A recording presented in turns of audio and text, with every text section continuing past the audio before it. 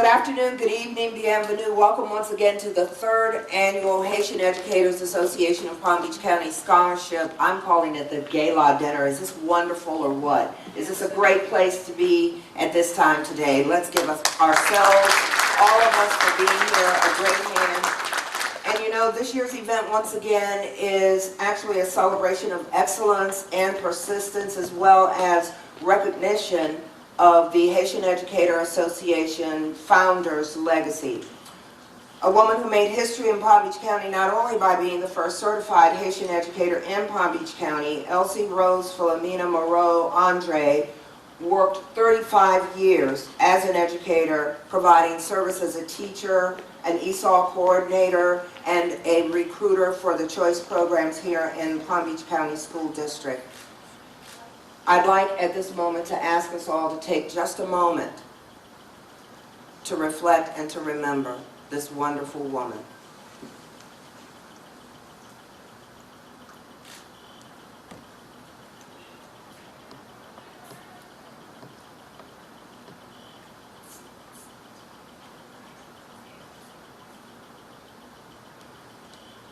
You know, when Elsie retired right around 2 years ago, she left the district as an educator, but she was still an educator who mobilized some friends and colleagues to start the Haitian Educator Association of Palm Beach. She never stopped being an educator, never. Regardless of her official title, being an educator was not her job or her career, it was her calling. It was her mission. And that mission lives on today. Could we have Elsie's family members, if you're standing, wave. If you are seated, please stand for just a moment, please, because as Elsie's homegoing was just very recent,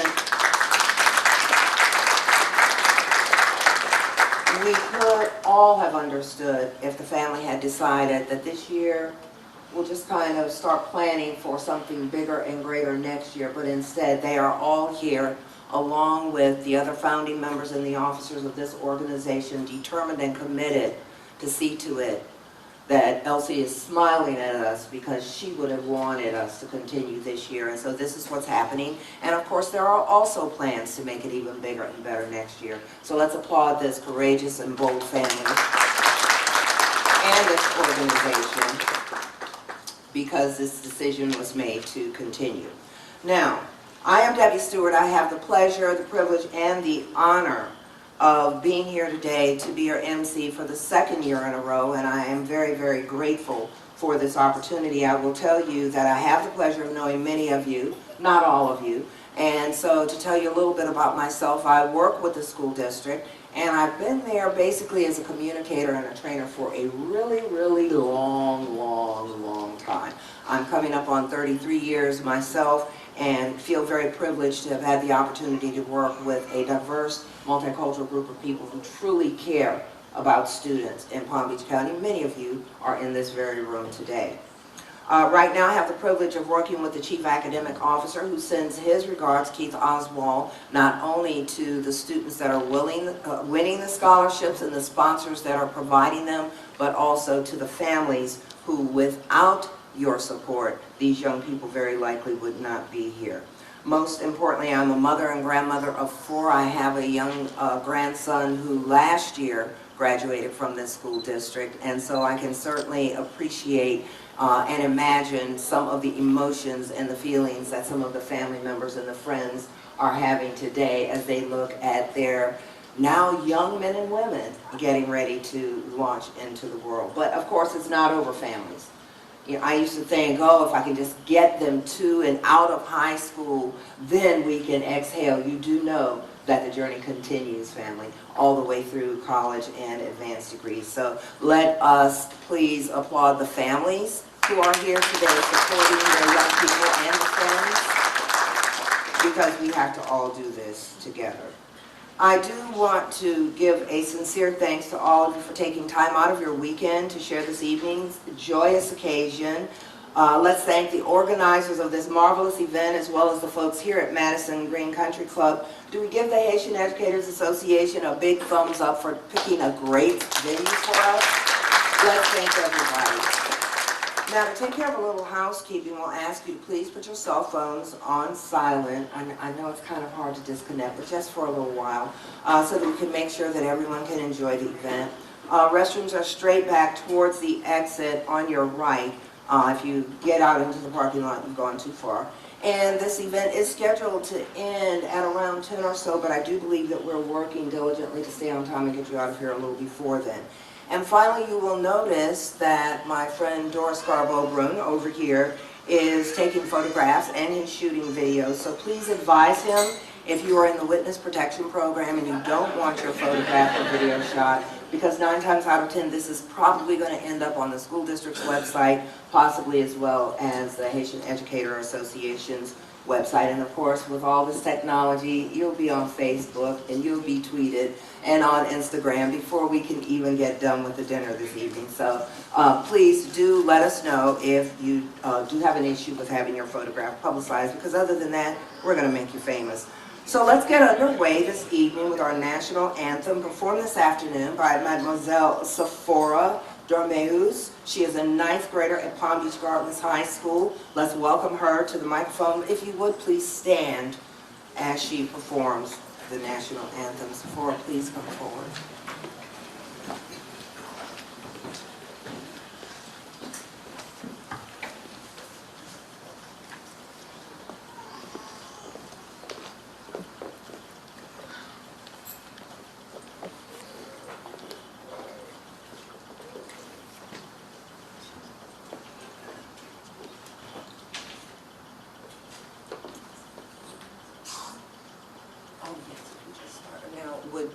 Please join in. Do you want us to join in with you?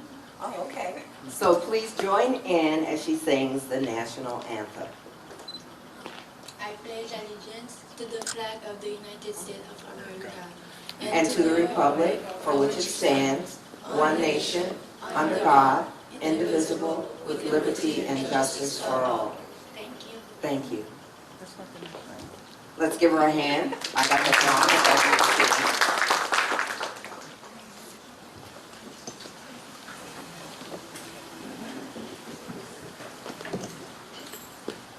Now, this young lady, one of these days, hopes to pursue a career in the field of OBGYN, so I have a feeling that we'll be calling her doctor one day. Next, I am pleased to introduce Madame Vivienne Jean-Francois forward, if she would please come forward. I know that when Elsie Andre retired, she immediately started taking steps to start the Haitian Educators Association, and guess who one of the people was that she promptly called? They say when you want to get something done, you call a busy woman. So she called, very, very much so, Vivienne Jean-Francois. There you go. Please give her a hand. Good evening. Good evening. Sorry we're starting so late this evening. Elsie, which we all call her mom, she carried this book. Right before she retired, we were trying to figure out what can we do for her, or ask what gift to give this woman who has worked for the district for 35 years, who has dedicated her life to students, to all of us that work with her. And you know, my colleagues and I, we asked her what would she like, and she says, I would love to have a scholarship fund to give to kids whose English is not their first language. And right away, you know, we didn't think about it. What do you want us to do? And, you know, we just started with one scholarship, and our first recipient is here, Jean Dorceus. We collected our money, you know, we put our money together, and then, you know, we were able to give one scholarship in 2015.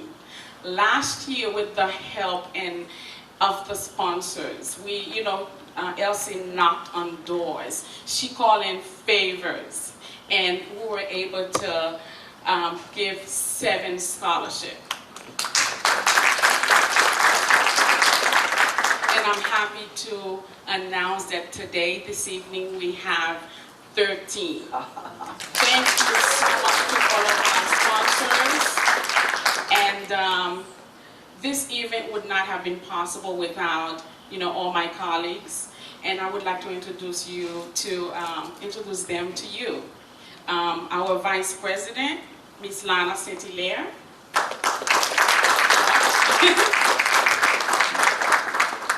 Our Secretary, Ms. Marianne Simon.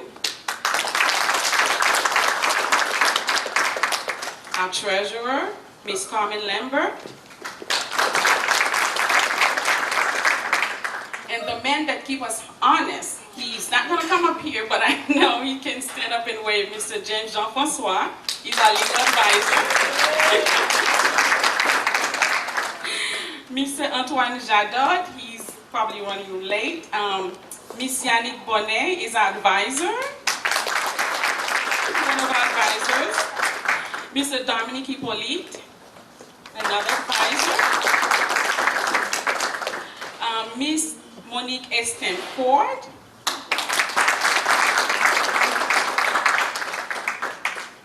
And Miss Monique St. Louis, she's on her way. She had some things happening at her church, but she says she's on her way, she's coming.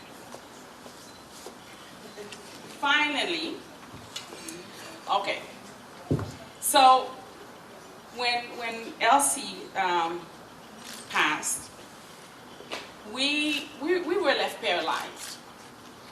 But there was this special young woman who had been helping her anyway. She didn't realize what she was doing. But we believe that Elsie has been training her to take over, really, to be part of this group. Her daughter, as Executive Director, Ms. Fabrice Andre.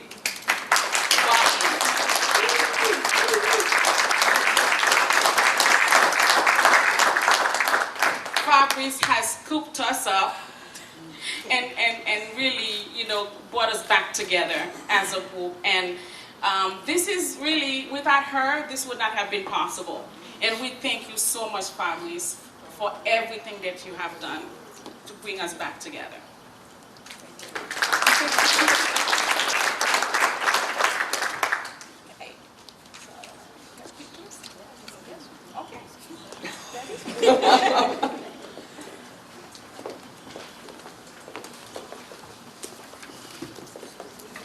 What a phenomenal group of people. They all have like regular day jobs and families, and it just goes to show what can happen when people are truly committed, when they are inspired, and when they feel like they have no choice. It's absolutely a calling. If you would, please take a few moments and focus for just a moment on the back of your program. And what you'll see are some very special people under the sponsor section, the special thanks section, as well as our donor section.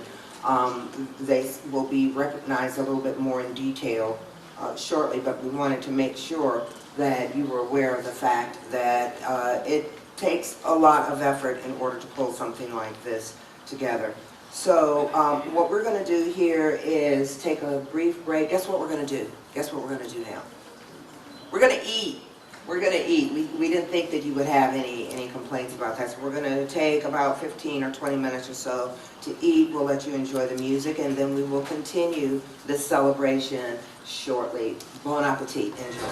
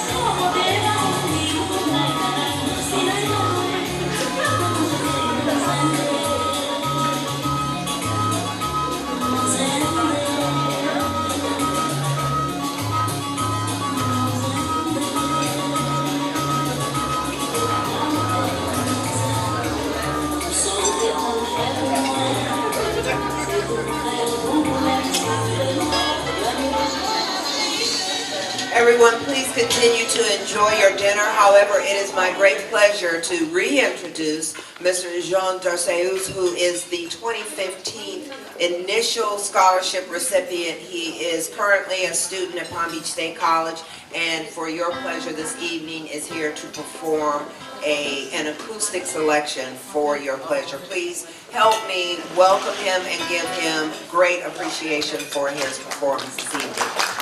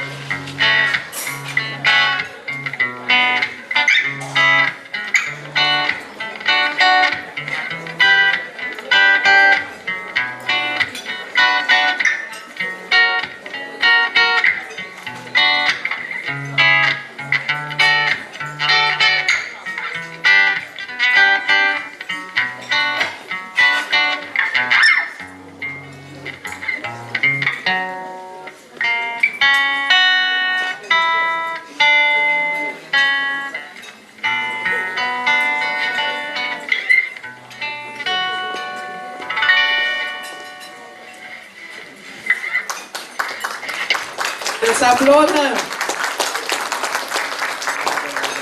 And despite many years of knowing and admiring her, I have never had the honor to talk about her in an open forum such as this. Madam Nuncia Francois Lowry is currently a community school assistant principal at Palm Beach Gardens High School, which is one of our district's largest high schools in the county. This is after years of working as an ESOL coordinator at Odyssey Middle School, following significant amounts of time at the district, supervising translators and helping to recruit teachers from Spain and the Philippines to the district. But Nuncia's story doesn't begin as a professional educator in Palm Beach County for the 11th largest school district in the nation. Nuncia Francois Lowry's story starts in a place called Port-au-Prince, Haiti, which may be familiar to some of you. I am very delighted and privileged to introduce our evening speaker, Ms. Nuncia Francois Lowry. Please give her a hand of applause. Good evening. It is such a pleasure to be here, especially in the honor of Elsie Andre. She is a woman that I have admired for many years, and I recall meeting Elsie when I was a young teacher in the district, newly married, didn't know anything about life, and I was completely taken by her because of the way she carried herself, the family that she took care of. And I remember saying to myself that this is a woman that I want to be like. And so she did not know this, but I spent time watching her and learning from her, and I found myself raising my child pretty much the same way that she has raised her children and following in her footsteps. So it is with honor that I stand before you today to remember Elsie and to congratulate her for the wonderful work that she has done, the way that she has blessed each and every single one of us. All of us are here because of Elsie. She paved the way for many of us, and now in my current position as an assistant principal for curriculum, which I also learned from Elsie because we wrote curriculum together, we delivered curriculum together and presented, and so I really feel that I owe a huge portion of my professional career to Elsie. This evening, the students who are receiving this scholarship, you probably did not get to meet this iconic woman. You've heard of her, but I want you to know that you have inherited a legacy that you have a responsibility now to actually move forward with. People who have decided to give up their lives and sacrifice and invest in young people, these are the kinds of people that sometimes we read in books but we don't actually get to meet. And I must say that having had an opportunity to meet Elsie and to watch how she goes about life, the way she interacted with others, I hope that you will continue to hear those things about her. And as you go through your journey through life, think of the many people like her who have sacrificed to help you to become who you are.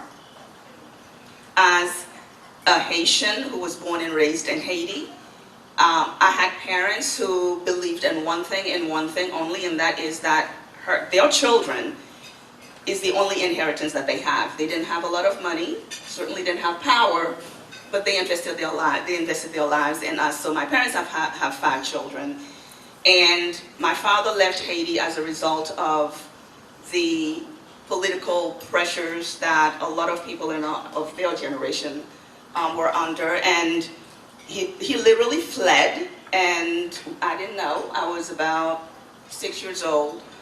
I did not know when my father left because he pretty much left in the middle of the night, and I was simply told after a few days of my father not coming home that he had left. But I had a strong mother. This woman, if I am a tenth of what she is, I would consider myself to be blessed. And so for the next year and a half, my mother did not hear from my father, didn't know where he was, and basically thought that he died. but she continues to be a rock in our lives, and we continued to go to school. Things were tough, but she continued to be the woman that she is. Eventually, we joined our parents in the Bahamas. Come to find out, this was the place where he ended up. And the Bahamas at the time was really not the kind of place that welcomed Haitians. In fact, I vividly recall areas that contained a lot of Haitians. Every once in a while, the Haitian government would decide that they wanted to raid that community, and they would set dogs in the community. People had to go into hiding. It was not pleasant to be Haitian. It was not nice. It wasn't something that you went around and professed to be, because being Haitian at that time would mean that you would be stoned. I remember walking into school. I was 15 years old, and I walked into a school where I thought I understood English, because in Haiti we take English as an elective, but then I really did not understand much. And I was placed in the 11th grade, and my sister, there were 2 sisters and myself, and we all went to school. And clearly, our last name is Francois, which means we're Haitians, and that was not to be received very well. So for the first year, we were taunted, called names. Go back to where you come from, you expletive Haitian. And the interesting thing is that in a Haitian family, you are taught to be strong, you are taught to be brave, and you are taught to endure. You don't whine, you don't complain. But I remember coming home at times and crying because I resented the fact that here I was, a happy child in Haiti, attended private schools, had the best education. All of a sudden, I'm in a country where people didn't want me, didn't care to have me. And I cried at night because all I wanted to do was to go back to the comfort of my home in Haiti. But we couldn't go back. So we struggled. Our parents listened to us and said, you can't do anything about it, so stop crying. This is the way it is. We continued to pray. We held on as a family, and eventually I graduated a year and a half later. And my goal was to leave that country and never return. Didn't want to have anything to do with those people anymore. But at the time, it wasn't easy to move from one country to another. So you may have goals of leaving, but I had no way of knowing how I would leave the Bahamas. I didn't have relatives living in the United States, which is where I wanted to come. So I started applying to universities in the Bahamas, in the United States. And universities would accept me, and I went to the embassy to apply for a student visa to be allowed to come to the United States to attend school. And at 17 years old, you would never understand what it feels like to be rejected. To get this close to the point where you're ready to be issued a visa and it's taken away from you, which means that my dreams kind of went out the window every time, and it happened twice.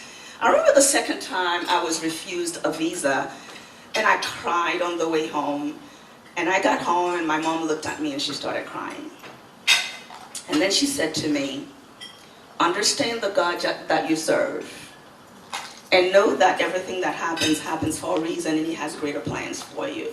Well, she was right. Because a year later, I applied to another university.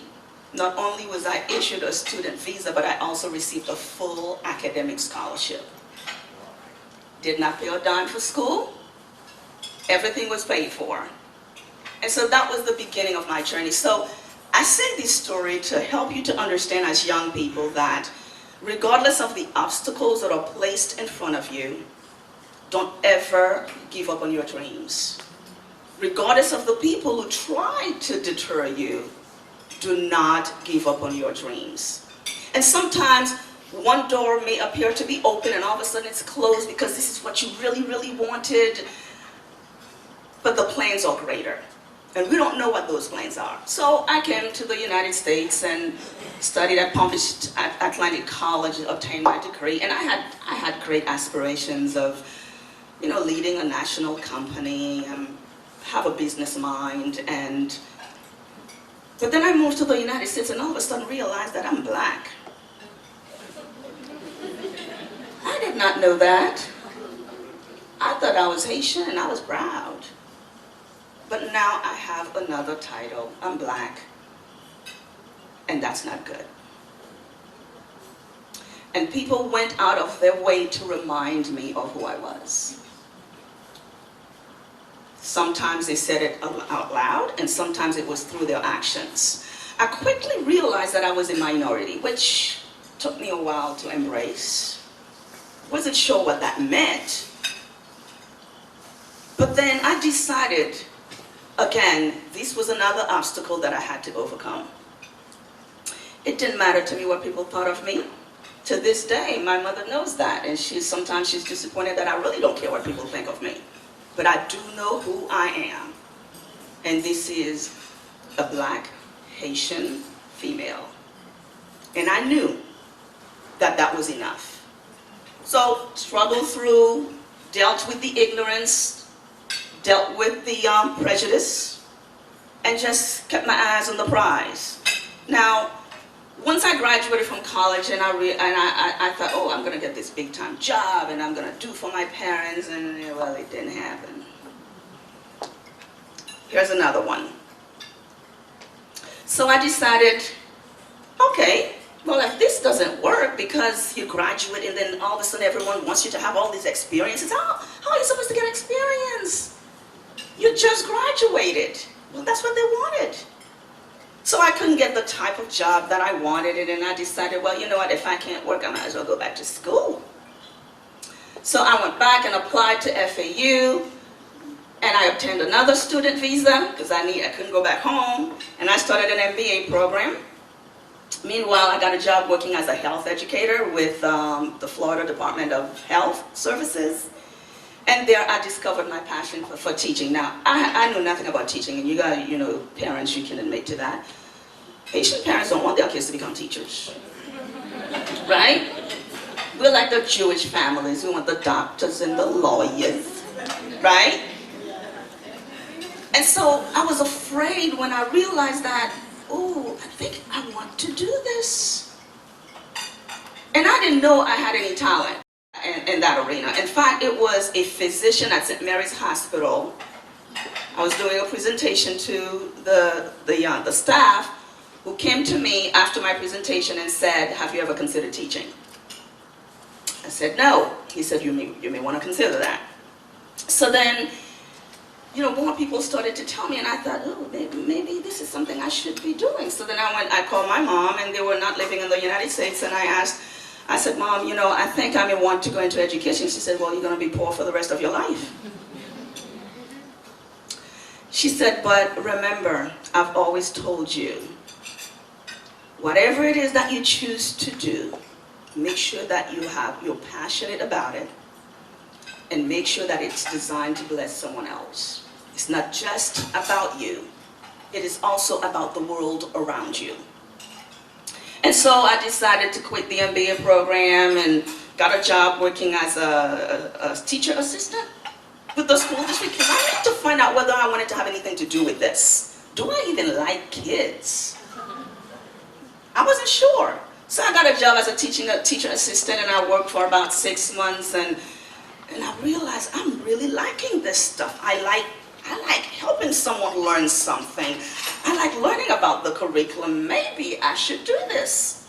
But I still wasn't sure that I liked kids. I did not like them very much.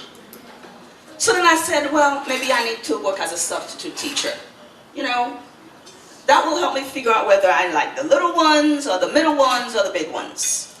So then I started substituting. I went to an elementary school twice, and I decided, no way, Jose, I want nothing to do with them.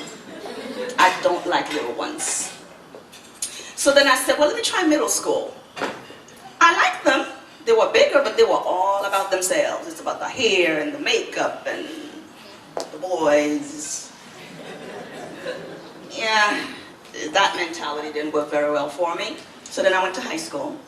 And I thought, now we can have some intelligent conversations. I like these people.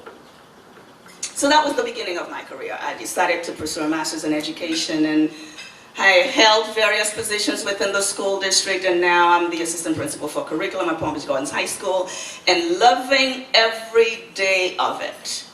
Because there again, through every position that I've held in the school district, God has allowed me to impact others.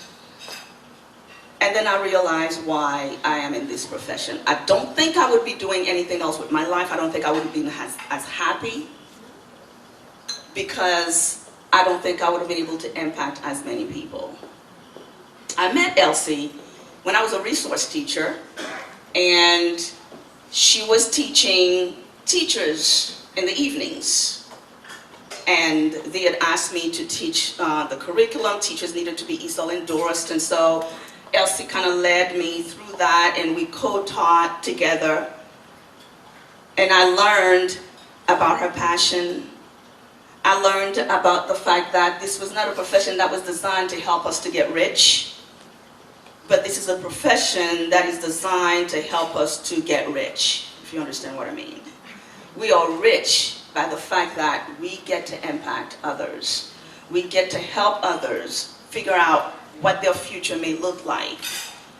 And every day we have an opportunity either to help a young teacher who just started in the system, to kind of help them navigate through and become stronger teachers, or we help students who come to us and say, Miss, I have no idea what I want to do. Or we go in the home and we pick up a student who refuses to come to school, because we know that without an education, there is no way that they will be able to reach their goals. And so tonight, as young people, while you are sitting here and you are receiving this scholarship, and some of you might be thinking, well, you know, it's not much. But what you're receiving this evening comes from the sweat and tears of others. And as someone who has been in your place, I know this is just the beginning of the things that you will accomplish through life.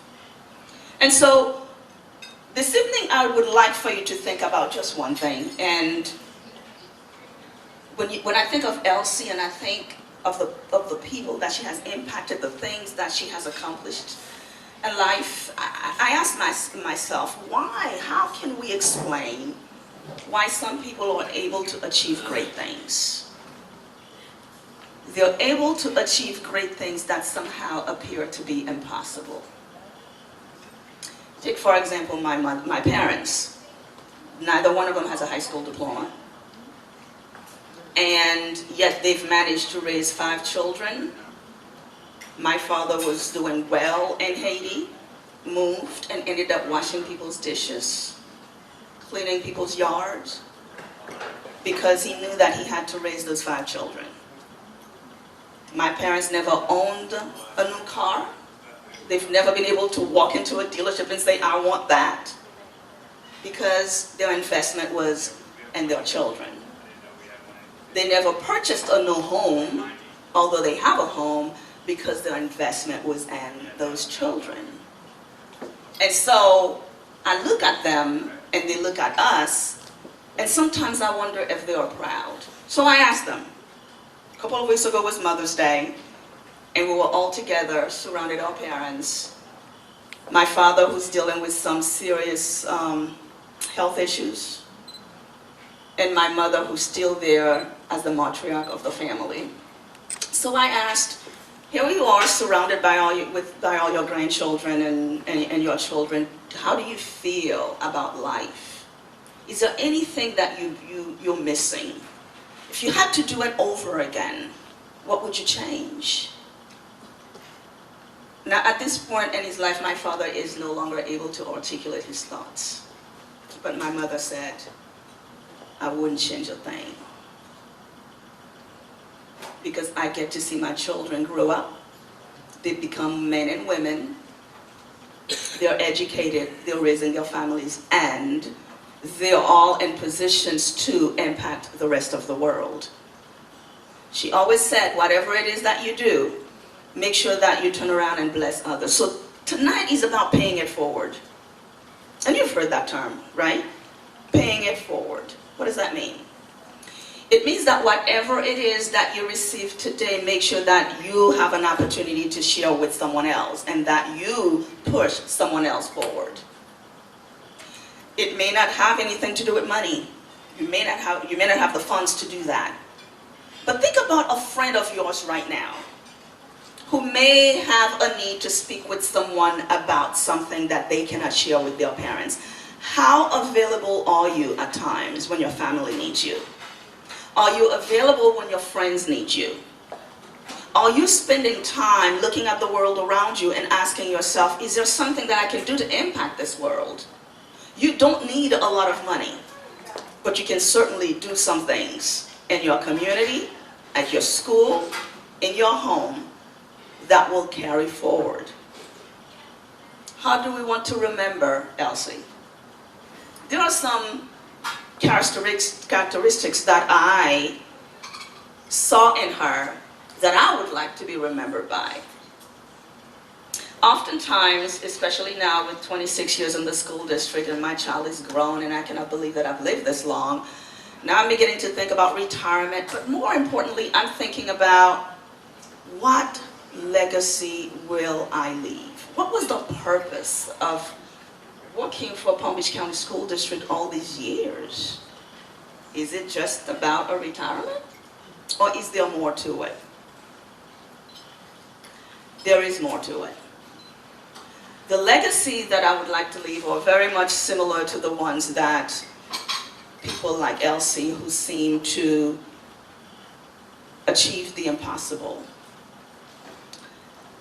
I would like to be just like her, someone who's empathetic, someone who thinks of others, someone who puts the needs of others before their own, someone who's willing to invest in the community that he or she lives in. I would like to know that I developed over the course of my lifetime a heightened sense of social awareness. In other words, what's happening right now in Palm Beach County, know that there's more beyond that. What's going on in the world, what's going on in Haiti right now, and is there a way that I can impact? We hear of social change a lot, but sometimes we don't realize that we can impact that. I would like to think that I would be someone like her who is farsighted. Sometimes I wonder, for how long has Elsie thought about this scholarship fund? I never knew that this is something that she wanted to do, and I thought I knew her pretty well.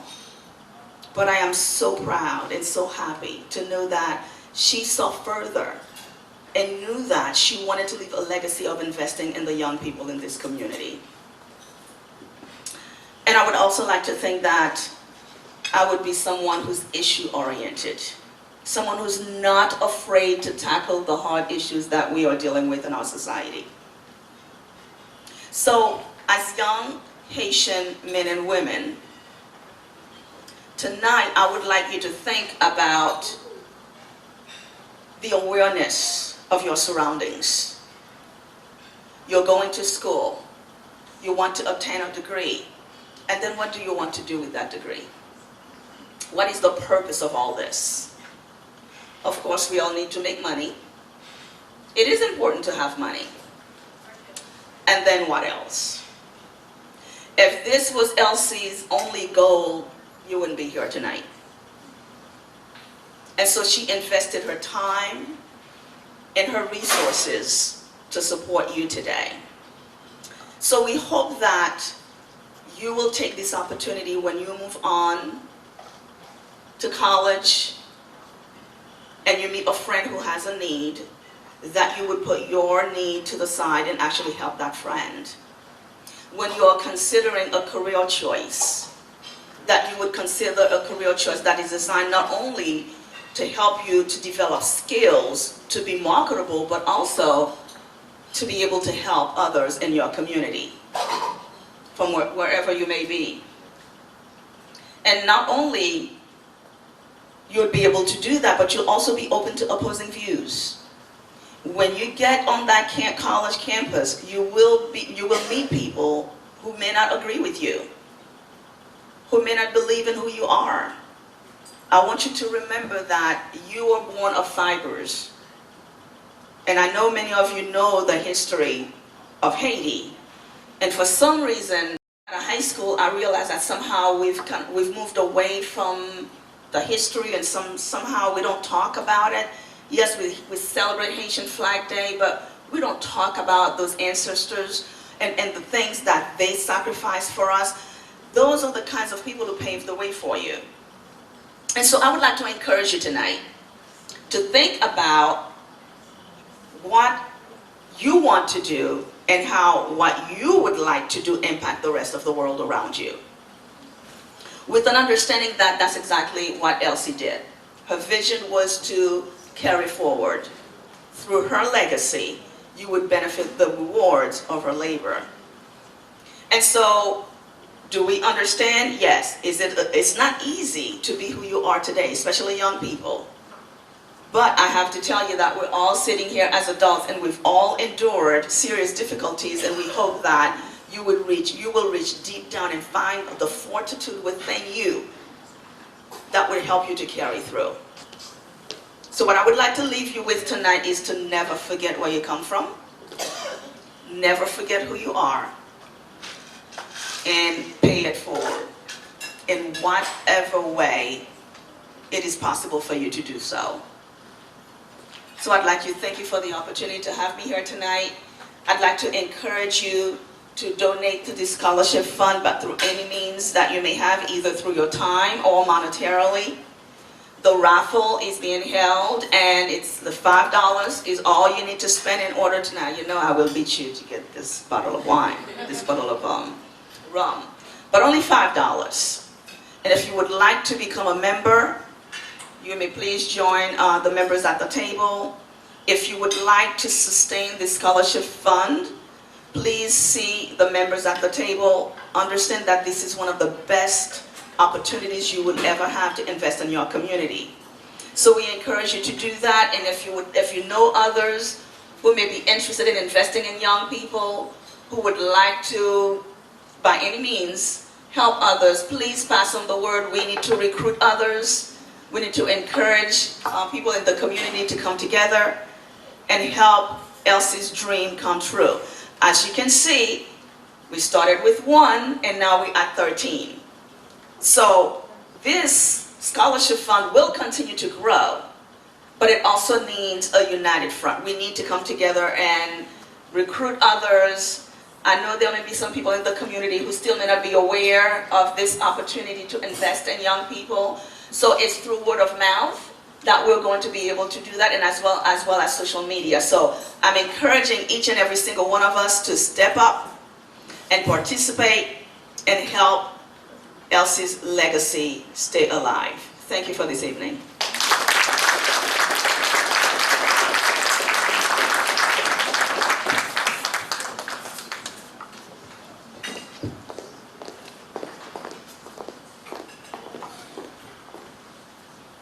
She speaks about other people being an inspiration, but I believe that Nuncia herself is also an inspiration. It's been said that thousands of candles can be lighted from a single candle, and the life of the single candle will not be shortened. Happiness never decreases by being shared. Nuncia Francois Lowry is an excellent example of a single candle sharing light everywhere she goes. Thank you, Nuncia. Now, next, the moment that some of us have probably been waiting for a little bit more than others, and that is the presentation of our winners and the scholarships. HEA officers Lana Saint-Hilaire and Marianne Simon, please come forward to do the honors. Now, bear with us, folks. This is how this is going to work.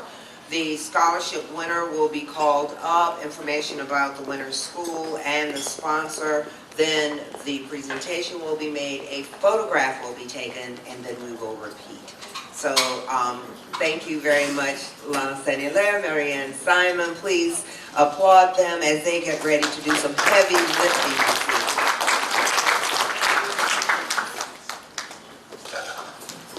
evening. Okay, good evening, everyone.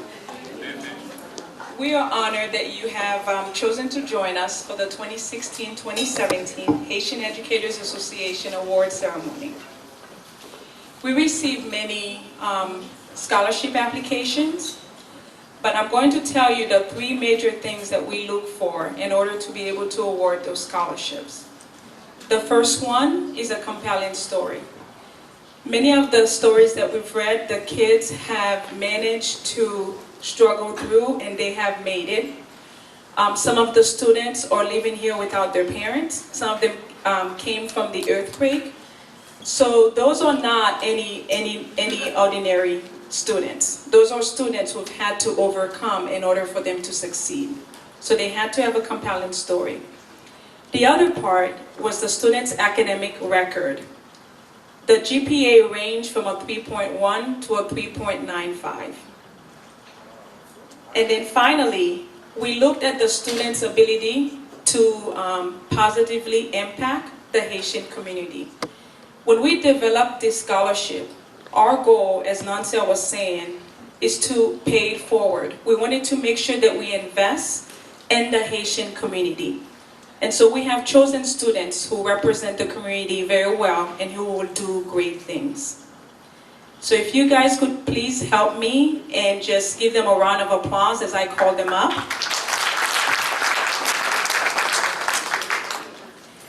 The first recipient, again, as I'm calling the recipient, I'm also going to ask that the sponsor also come forward, and then Doris Carr is going to take a picture. The first recipient is Louis-Chama Réjoui. She's from Boyne Beach High School.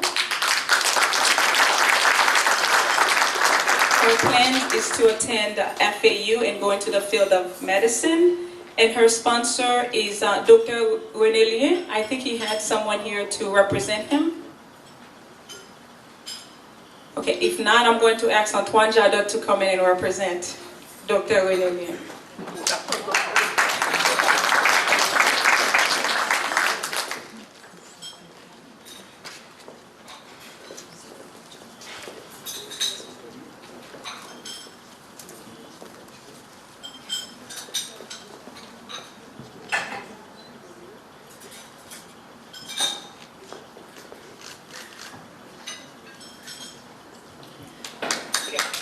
Thank you so much.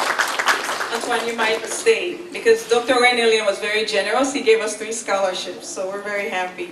The next recipient is Floydnie Jacques. She's again is from Boyne Beach High School.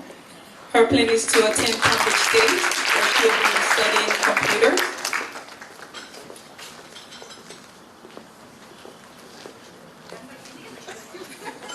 You can't keep the joke.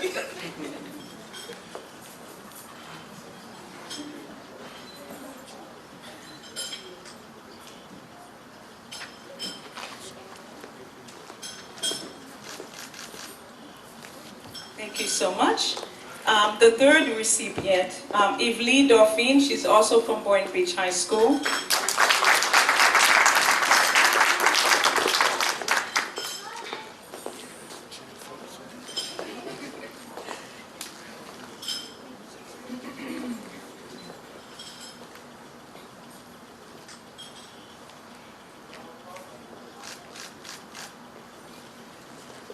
Okay, great. Thank you so much.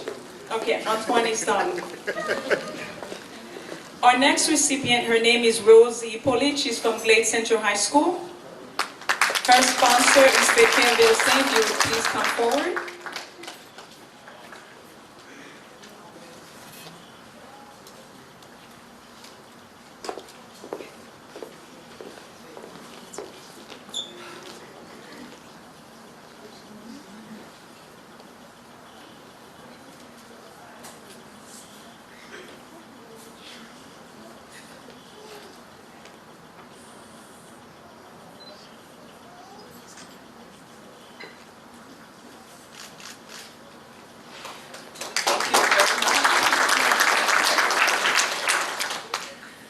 Our next recipient is Marie-Louise Succès. She's also from Glade Central High School. She is receiving a scholarship from Caridad Center, who will be presented. Connie Bear will present this scholarship. And Connie used to be my boss, so I just want everybody to know that.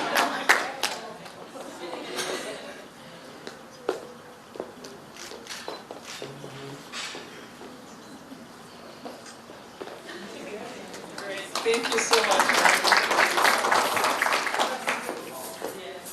Our next scholarship recipient, her name is Sergine Delva. She is also from Glade Central High School. Her sponsor is Dr. Aurelien, and Sergine will be going to Palm Beach. She will be starting out at Palm Beach State College, but her goal is to study pediatric medicine.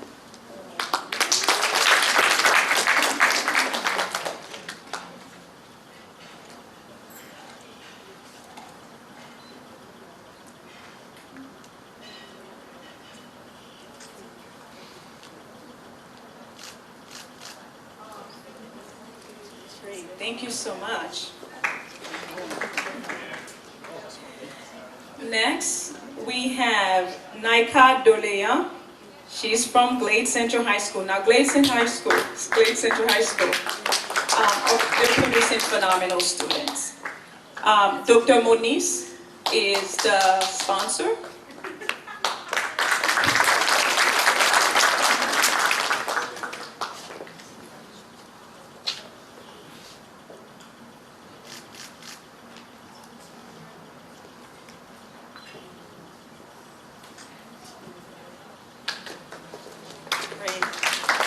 Naika is studying at Palm Beach State College where she will be studying physical therapy. Okay, we also have Rosna Michelle, also from Glade Central High School.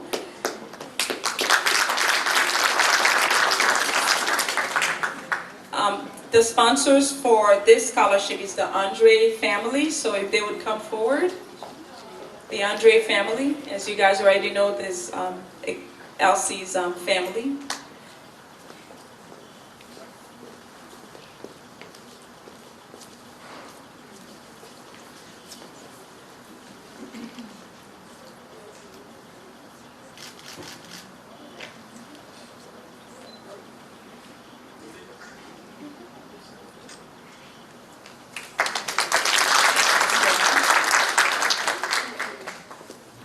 We have two other scholarship recipients.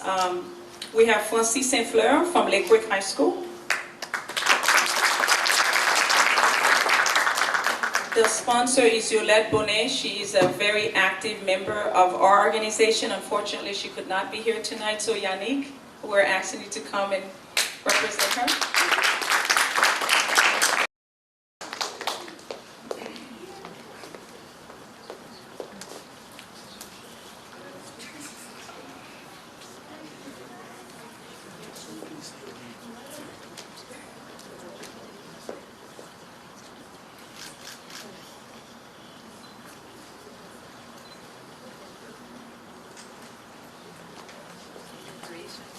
Thank you. Congratulations, Fonsi.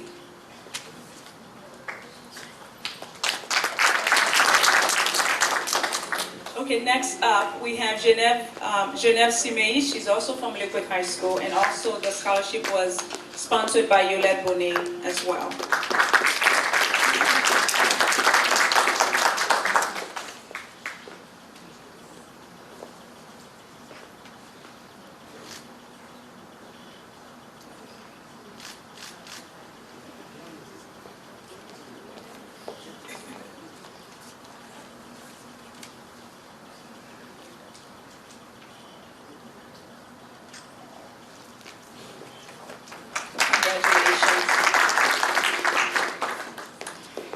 Our next recipient, Daphne Ferdinand, she's from Palm Beach Lakes High School.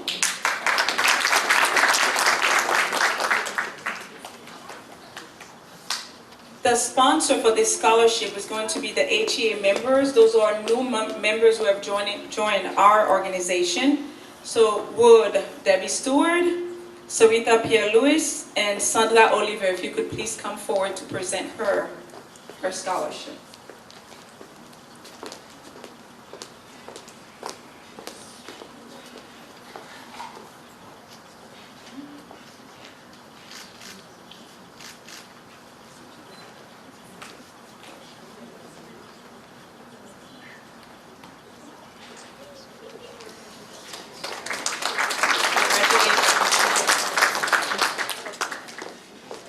We also have Don Kader. He's from Palm Beach Gardens High School.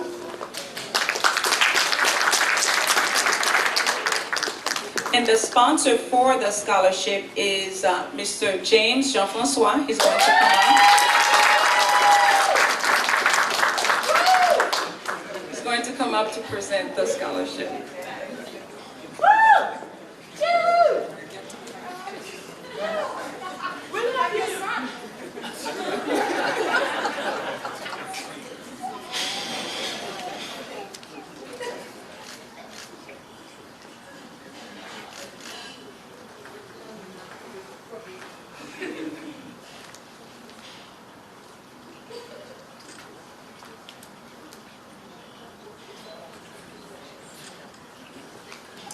Congratulations.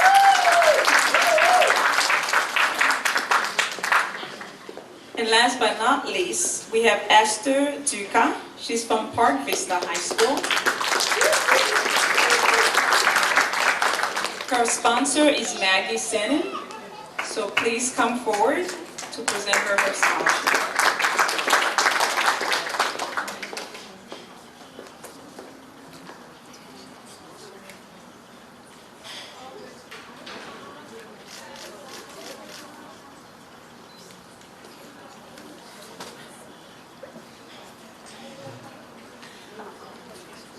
Okay, let's give a round of applause to all our scholarship recipients as well as our sponsors.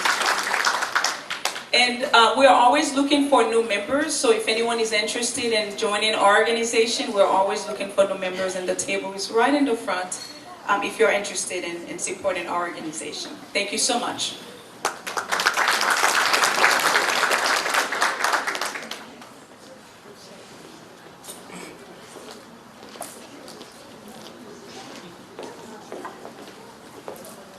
So you do still have an opportunity with the raffle. The raffle, I believe, is actually going to be selected before we leave. So as a matter of fact, as we proceed, you will see the magic bucket going around here. So please feel free to put as many $5 bills as you would like into the raffle. Folks, you know what? I'd like us to do this. One, because I think we've been sitting a while. Let us all stand up and give these scholarship recipients a hand. Clap your hands, stomp your feet, wave your arms in the air, whatever. Because this is a true celebration. These young people, hey, applaud yourselves, applaud each other. Come on, stand on up here, get to your feet. Because this is the culmination of a lot of work, a lot of effort, and it hasn't necessarily always been easy. This is the day the Lord has given us. Let us rejoice and be glad in it. All right, folks, you can have a seat. Graduates, as you go off into the world, I do pray the Lord's favor, protection, and blessings over each and every one of you. May you have the spirit of courage and boldness, rooted in a faith born of your parents and families and ancestors' battles and sacrifices to bring you to this very moment. This is your time. Go and seize your futures. Our next guest started dancing when she was a wee thing, 6 years old, and she has been dancing ever since. Dr. Vardine Semeus started with ballet, then progressed to become a choreographer, passing on her passion for dance to her students at the Haitian Center. Their study included folkloric and contemporary dance, and in her other life, she is a marriage and family therapist. Both her dance and therapist roles allows her to make a difference in the lives of others. Dr. Semeus, please dance for us. And she's not ready. Okay, so I got up here a little too fast. So let's do this. Look, we're going to rearrange this just a moment, and you will be in for a treat in a few moments. What we're going to do now is to move the agenda just a bit, and I'm going to ask Mr. Dominique Hippolyte to come up to talk with us about Rose Elsie Andre. Mr. Hippolyte graduated from the State University of Haiti, École Normale Supérieure, with a degree in social sciences. He started his school district career as an instructional aide, then community resource teacher, then school counselor and specialist. A lifelong learner himself, he has a degree in languages and linguistics from Florida Atlantic University, a master's degree in counseling, and a second master's degree, because you know one is never enough, in educational leadership. Dominique has worked for the district for 29 and a half years. Look at him, he started when he was like 11 years old. Dominique, please come talk to us about Rose Andre. Thank you.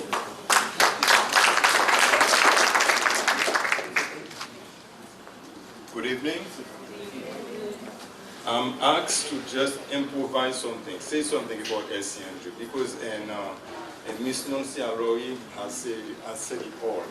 You know, 3 years ago, I remember standing here, same spot, celebrating Miss LC&J's retirement, thanking her to help me transition from being a school teacher in Haiti and to become to an entry position as instructional aide in Palm Beach County. As Miss Deborah said, this is 29 years and a half ago. And then so the best thing about being an educator, Elsie was a bridge builder for me, helping me with the transition. The best thing about being an educator is to serve others, helping them become the best they can by helping them again to discover themselves and find their potential and then become productive and successful. And so, being an educator, you want to see them, secure their position, secure their education, and then you enjoy seeing them and seeing our community build. We enjoy see our community become stronger and wider.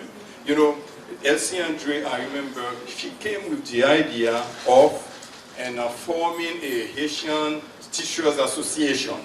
And then so the goal of the Haitian Teachers Association is to support a student from Haiti, just coming from Haiti. The student demonstrate strength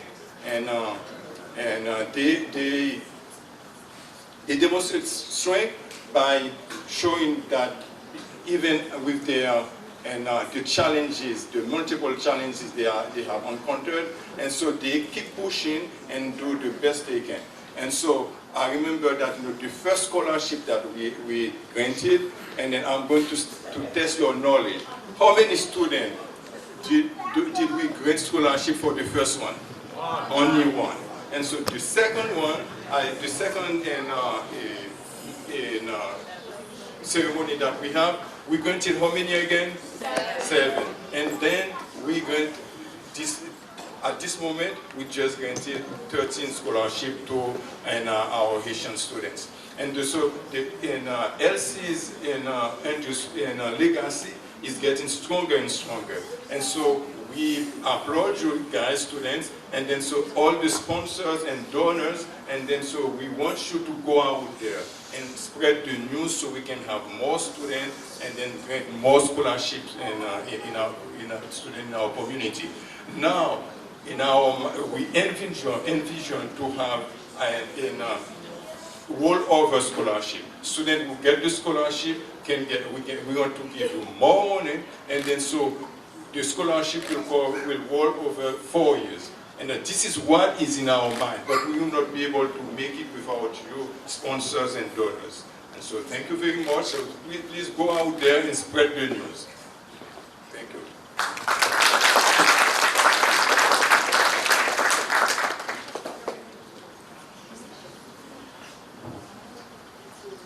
My understanding is that we had a couple of our scholarship recipients arrive a little bit later. What we'd like to do is to reconvene all of the scholarship recipients to make sure we have a group photograph that actually includes all of the 2017 scholarship recipients. So if we could get you to please come back up to the front, line up in a nice, friendly, tight, close group so that we can get a photograph. We'd appreciate it. Please come forward.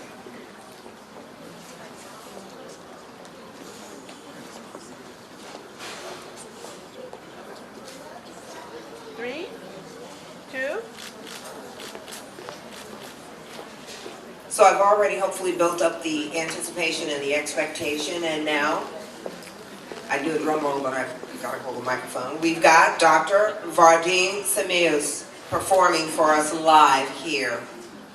Please come forward and enjoy and dazzle us with your talents. Give her a hand, please, folks.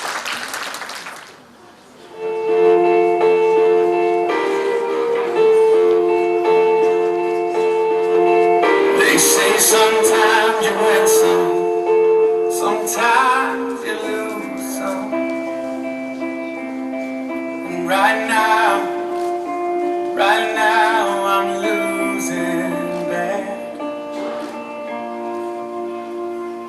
stood on this stage night after night, reminding the broken it'll be alright. But right now, oh right now, I just can't.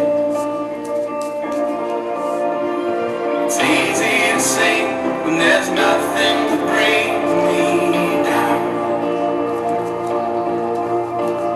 But what will I say when I'm held to the flame like I am right now? I know you're able and I know you can. Sing through the fire with your mighty hand. But even if you don't, my hope is in you alone.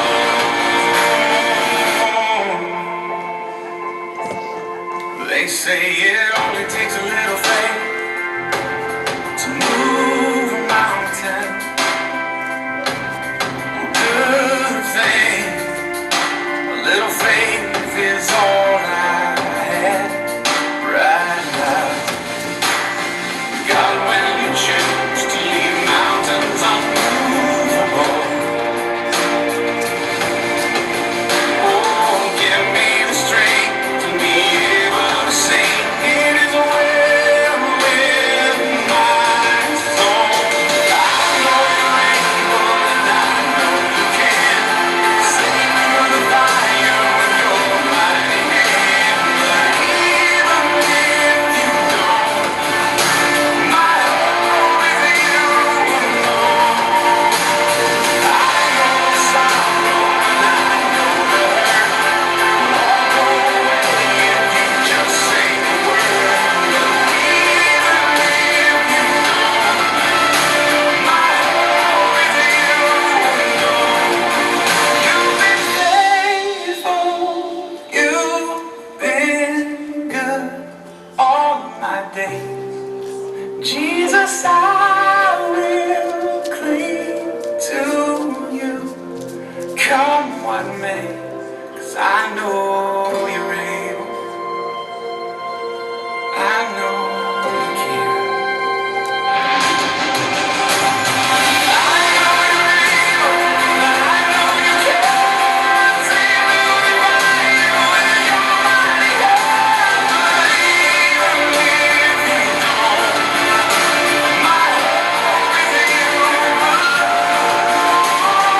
I know the sorrow, I know the hurt would all go away if you just say the word. But even if you don't, my hope is in you alone.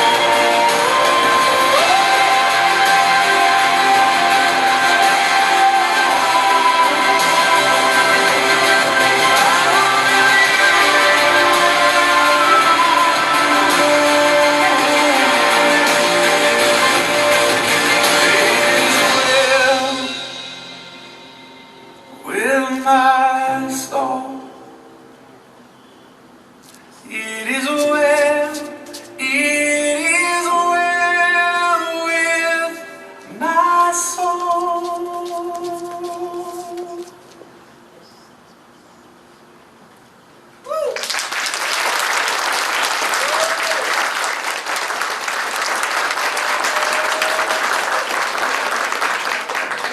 Goosebumps. This time it wasn't from the AC. Wasn't that beautiful? All right, folks, before we continue, I've been asked to let you know that there is dessert. However, you're going to have to get up and go get it.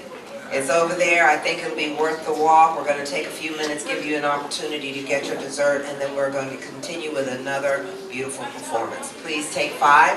Go get your dessert. But wait a minute. I'm sorry. We had somebody in charge of that. Where was... Oh, okay. So now we've got the expert people mover here. She's going to let you know how to go get your dessert. Since I start here, I'm going to start over there. Table 11, dessert is served.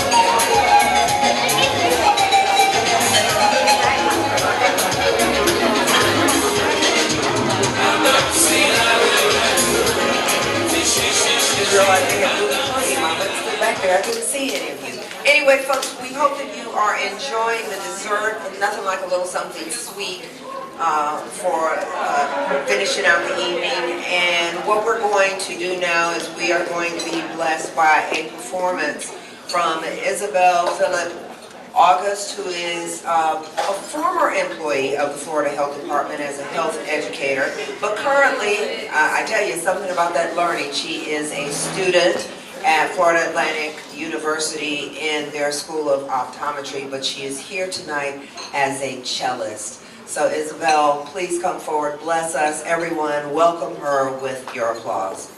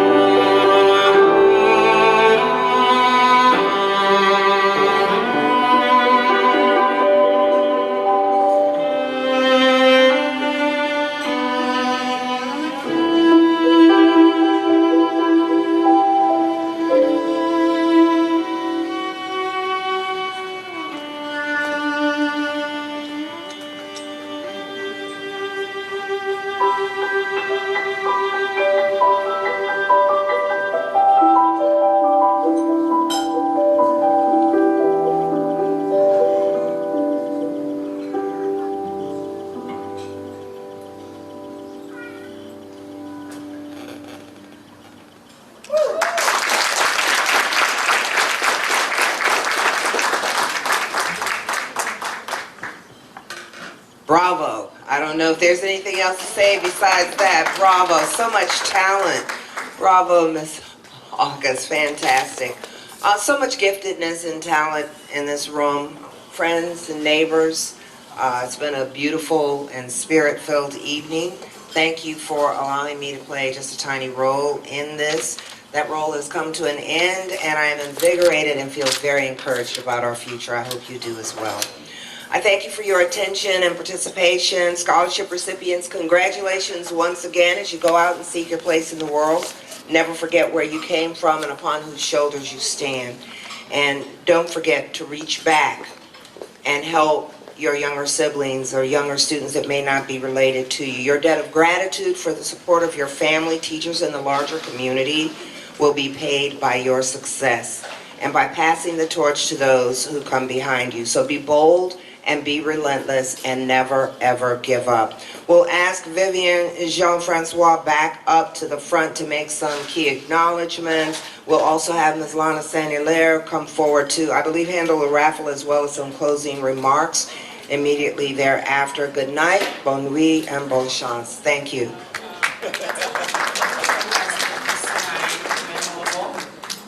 Thank you so much, Debbie. As usual, you have been our supporter. She is, our biggest fan and our biggest supporter. Doris Scott, our technical person. He's a photographer. He does it all. He's our DJ. And Sarita, if you look around, Sarita Pierre-Louis, where are you? Hey, this is her decoration. And I have to tell you, this is all out of the goodness of her heart. Because she loved Elsie as well. And when she heard that we're doing this, everybody that contributed this evening is done pure-hearted. And thank you so much. Thank you to Educa Vision for your sponsorship, for both the dinner tonight and the scholarship. Thank you to Found Care Health Center for 2 scholarships. And also one of our event sponsors. At this time, we would like to acknowledge, we realize that our organization is not the only organization that serves the Haitian community. So we would like to take the time and acknowledge the organization that help our Haitian families here in the United States and also abroad. And one of the organizations is Projet Mike. Velo Jean-Jacques, can you stand up and be acknowledged? Caring Brothers and Sisters Foundation, Antoine, Jadot. Hey, he's reading over there. Haitian American Professional Association of the Palm Beaches. If you are here, please stand up.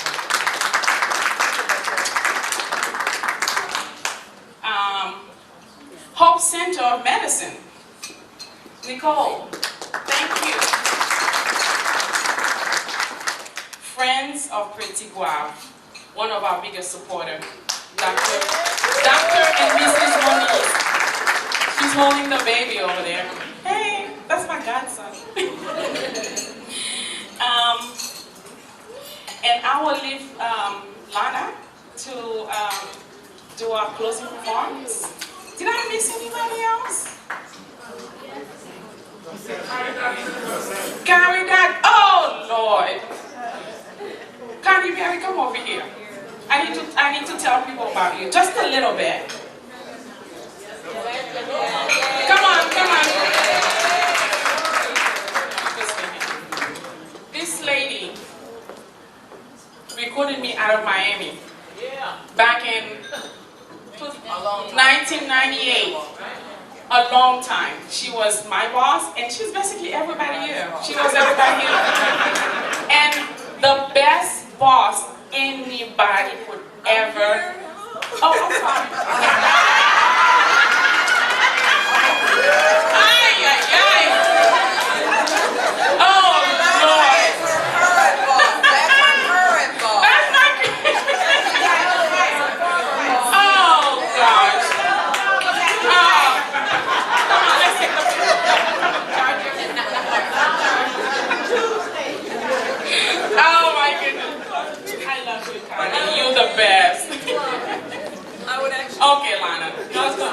Money was my most too, so I would definitely agree with what Babe had to say. All right, so do we want to do the raffle now? You want to see who's won? Not yet? Okay. Okay.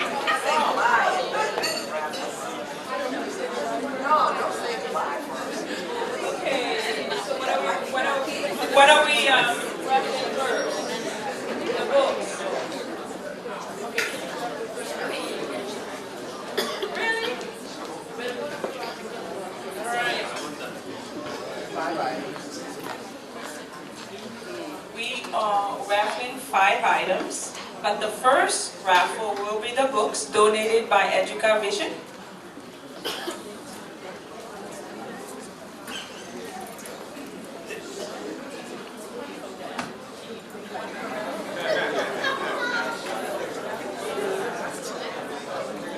This one I don't have. Okay, so we have this wonderful book, Parc National, La Visite Haïti. Okay? All right, here's this book, and if you have this number, 653261. 653261. Okay, here we go.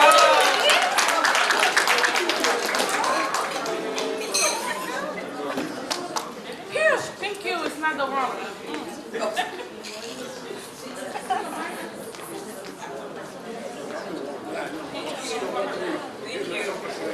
Okay, so next item to be raffled is this wonderful Haiti from above. These pictures are beautiful. Okay? 65 32 70.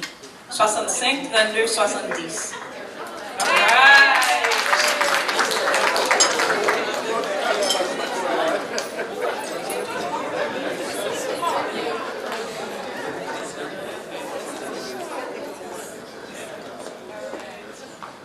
Okay, our third book on Haiti. Numbers, ready? 65, 32, 63. 65, 32, 63.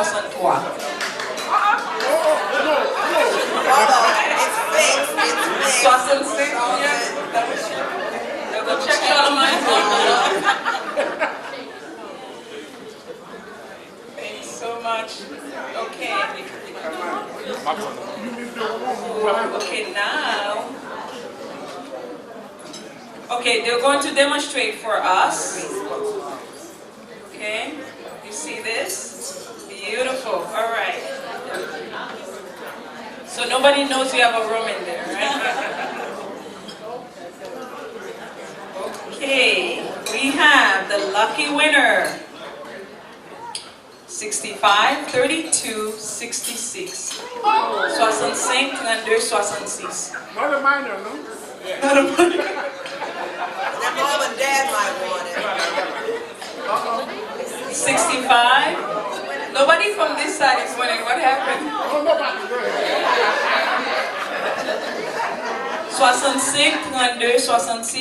65, 32, 66. 65, 32, 66. Okay, that's good. Wow.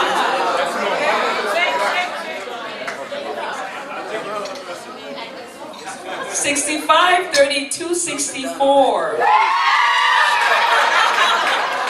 Now we have a winner. And I don't even have to repeat that one in Creole. Right. Okay, last item to be raffled. They're coming over to your house, right?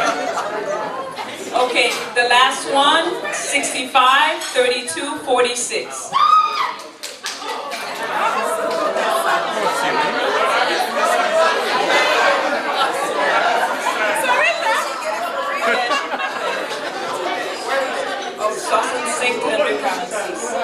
I don't know what to say about this other side.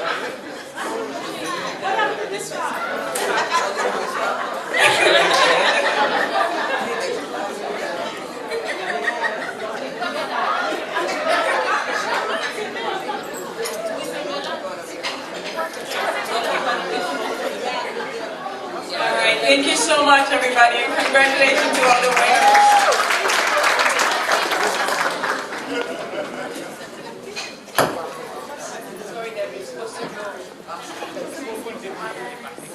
right, well, I've been given the task of just the final remarks. So we are in our last few moments of our night. I wanted to go ahead and congratulate again the scholarship recipients. If we can give them a great round of applause. Our sponsors, we can also give them a round of applause.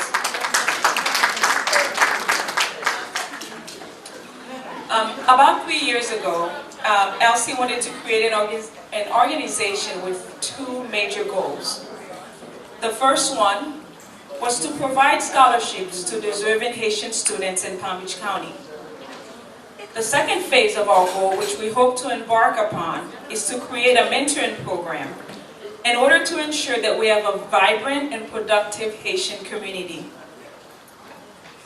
The Bible says that too much is given, much is required. And I remember in talking with Elsie, what she had said was that I've pretty much done it. I've already lived my life. And what I want to do is leave something behind. So her goal was not just to live her own life and create a legacy. She wanted to leave a legacy behind as well. So I'm going to illustrate this point right now. If any one of you in this room has been impacted by Elsie in any way, please stand up. Please stand up. If she has impacted you either as a co-worker, either as a teacher, a dear friend, go ahead and stand up, please. So all over the room, you see the impact that she has left being one person. And you become her legacy. You may go ahead and sit, and you guys can go back. We realize that we are not an island, and that every single decision that we make impact others as well. So the decisions that we make this time around regarding what we do with this organization is going to impact the Haitian community. We hope that you will join us in providing not only scholarships to Haitian students who deserve it in Palm Beach County, but also to provide opportunities where they can actually mentor and do internships so that they can impact the next community. As we've said over and over again, we have tables in the front, so if you are an organization, members of the communities, doctors, lawyers, electricians, our goal is to create a list of students who will need mentoring, and we hope that we can partner with each and every one of you in order to make sure that we build a Haitian community that is very successful, that we continue to leave that legacy that Elsie has given us to do. We know that Elsie is not here with us physically, but we also know that she's with us spiritually in our memories and the thoughts and our discussions that we've had, and also continue the work that she has left behind through the board members as well as family members as well as active individuals in our community. So once again, thank you so much for your presence. Thank you for joining us. We could not have done this without you. And before we end, we just want Fabrice to come forward, please. And let me explain why. You know, I have to say, for me, after Elsie passed, I just felt like a piece of my heart went out. And all of us are very busy. I know Viv has her family, I do too, Antoine. Everybody has a career in her life. And we're trying to figure out how do we make this happen, because every one of us had a desire to continue this, to make sure that we provide the scholarships. And then when Fabrice came forward and she was able to provide the assistance, we were just so very happy. We had multiple meetings. We met with the counselors, we met with the kids, because we wanted to make sure that we continue this because Elsie wanted it to happen. So if Fabrice can come forward, and this is not a time, I guess, for us to cry, even though I am crying, but just to see the impact that Elsie has made and how much we are committed to make sure that this organization actually continues. So if we could come in, we just wanted to thank Fabrice so much for her support.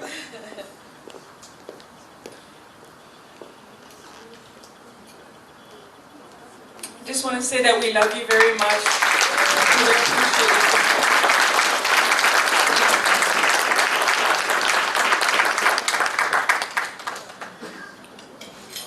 Now that I've made most people cry in this room, which was not my intention at all.